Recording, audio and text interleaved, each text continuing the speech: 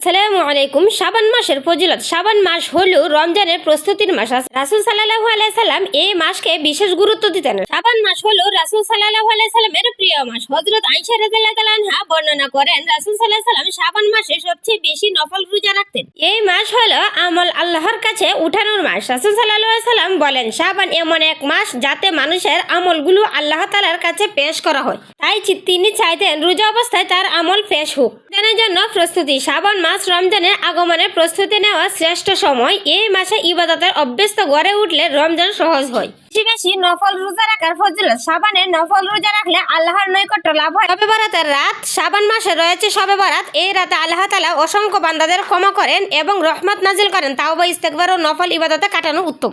ইয়া আল্লাহ, শাবান মাসে আমাদের আমল কবুল করুন এবং রমজান পর্যন্ত পৌঁছে দিন। শাবান মাস হলো আত্মশুদ্ধি ও রমজানের প্রস্তুতির এক সুবর্ণ সুযোগ। এই মাসে অবহেলা না করে ইবাদত ও তাকওয়ায় কাটানো উচিত। ভিডিওটি ভালো লাগলে অবশ্যই ফলো করবেন আর ইনশাআল্লাহ সাথেই থাকবেন।